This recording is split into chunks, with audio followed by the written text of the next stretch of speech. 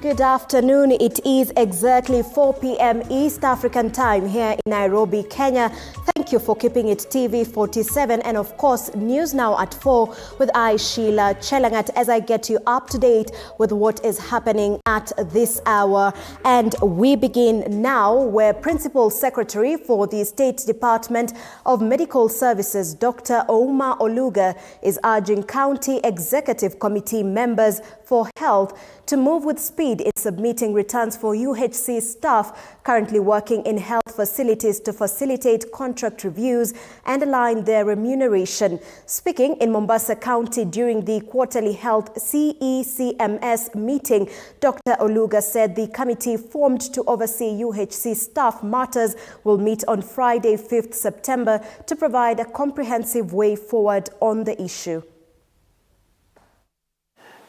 Just on the UHC, I know that the council already met and there were discussions and there were agreements around the UHC staff. But two things still remain.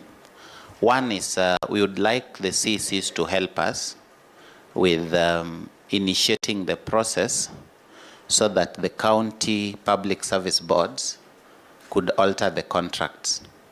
Council agreed that we are going to pay the UHC staff as per SRC rates. True or false? And we at the Ministry of Health have the money. But the contracts are with the county public service boards. Are they with the county governments? Let me say that. All right? So, I don't know whether this requires county public service boards or just chief officers, but the contract has to reflect that for the remaining part of the contract, you will be paid at SRC rates. Tumeelewana? President of the Law Society of Kenya, Faith Odhiambo, has pledged to stand with the victims of police brutality during protests, stressing that their right to compensation will be fulfilled in accordance with the law. Speaking during the inauguration of the National Compensation Panel for Victims of Protests, Odhiambo stated that her role as vice chairperson of the panel is to ensure that every victim is heard, acknowledged, and receives appropriate compensation for the suffering they endured. I, Faith Odhiambo Moni, having been appointed as the vice chairperson of the panel of experts on compensation of victims of demonstrations and public protests, do solemnly swear that I will well and truly serve as the vice chairperson of the panel and do that in the exercise of my duties I shall obey, respect and uphold the Constitution of Kenya and all other laws of the Republic. That I will not, other than in the discharge of my duties or with written consent, directly or indirectly reveal any business or proceedings of the panel or any matter brought under my consideration or shall become known to me as vice chairperson of the said panel. And that I will faithfully and fully, impartially and to the best of my ability discharge the trust and perform the functions and exercise the powers devolving upon me by virtue of this appointment without fear, favor, bias, affection, ill will, or prejudice. And several suspects have been arrested and thousands of liters of illicit alcohol destroyed in Kakamega County following a multi-agency crackdown led by the National Authority for the Campaign Against Alcohol and Drug Abuse, NACADA. The raid targeted Shinyalu, Ikolomani and Sigalagala, resulting in the seizure of over 3,000 liters of changa, an undisclosed amount of cannabis and the destruction of 100,000 liters of the illicit brew. NACADA CEO Dr. Anthony Omerikwa confirmed the arrest of John Lisilu, allegedly the main cannabis supplier to students at the Sigalagala National Polytechnic. 100,000 liters of kangara, which is a precursor to making changa. We've also apprehended, impounded 3,000 liters of changa. In addition to this, within the same area, we were able to nab a notorious peddler who's been selling cannabis to the polytechnic students in Sigalagala here, and sending some to Nairobi. They are in custody now. Our efforts have just started. We want to send a very strong signal to the people of this area. As you can see here, it's a whole row of households that have been doing this, plying this trade for some time now.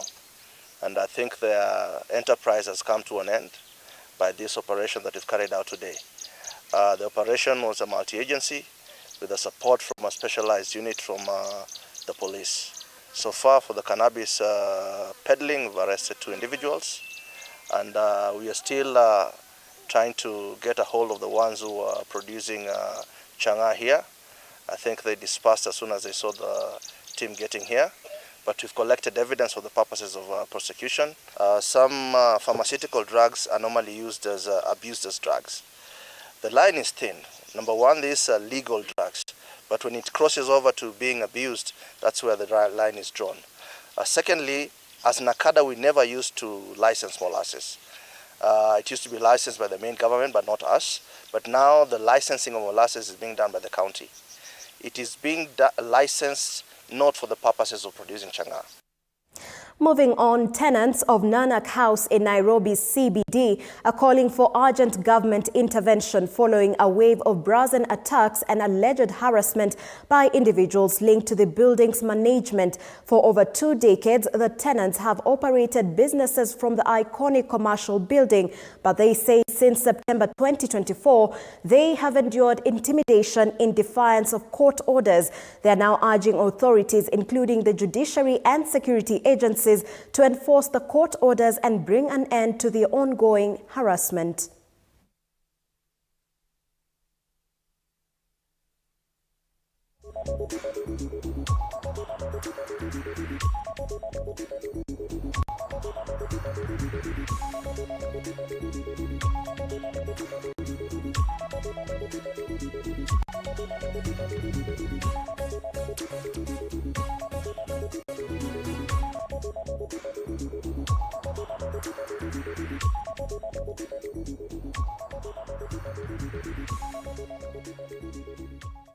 We will be getting that story in a moment. Away from that, Kenya's Deputy President Kithure Kindiki is in Algiers, Algeria, where he is officially leading the country's delegation to the Intra-African Trade Fair 2025 on behalf of President William Ruto.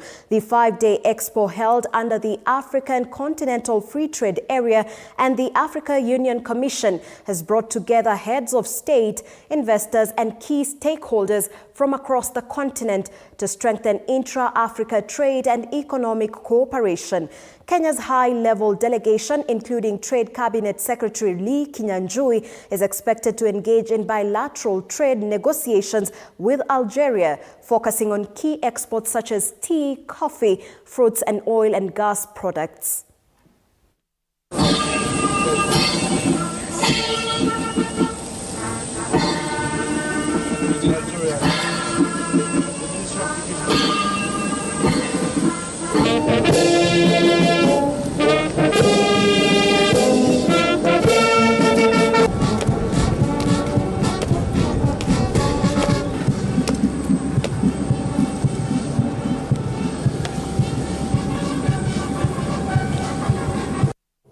And cardiology patients in the South Nyanza region are set to benefit from free medical treatment following a partnership between the Ministry of Health and Medifort Hospital, which will host a medical camp in Kisii town this Friday. Speaking at the facility, Evans Nyambuto, compliance officer, said the medical camp is aimed at giving back to the community, especially after observing how far patients travel to access specialized treatment.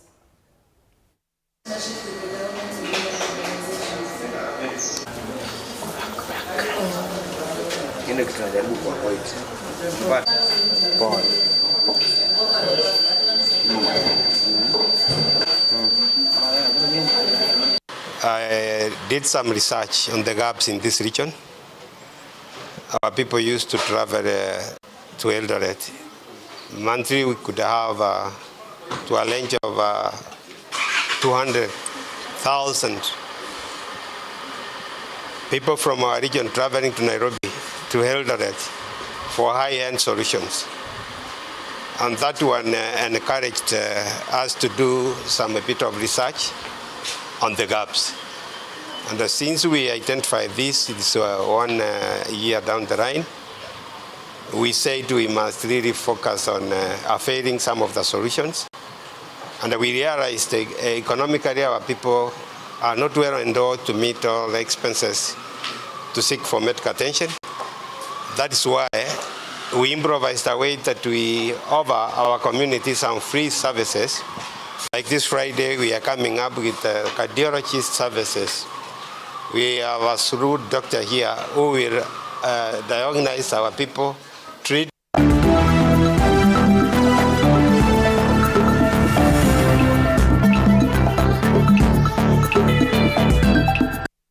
All right, and into the world of sports, where 25 boys and girls from across Kenya will be heading to Spain this weekend to participate in an international football training camp.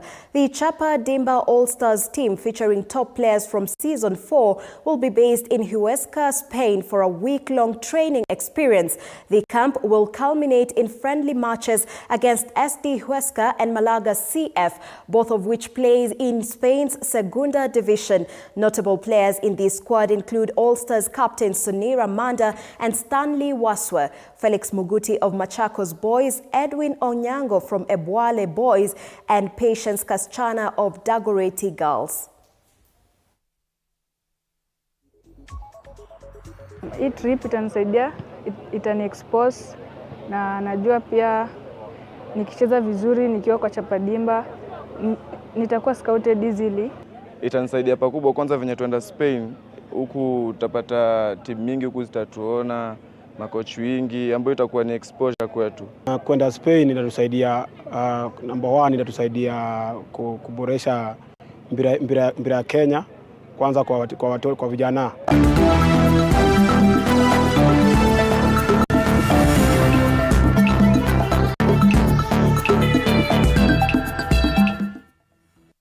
All right, that concludes News Now at 4 with I, Sheilar, Chelangat. More of those stories in our subsequent bulletins at 7 p.m. and 9 p.m.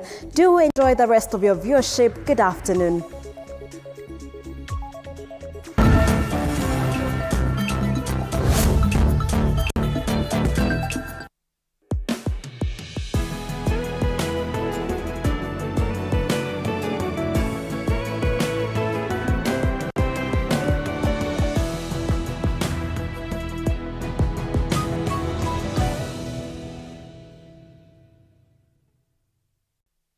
Working together is a great starting point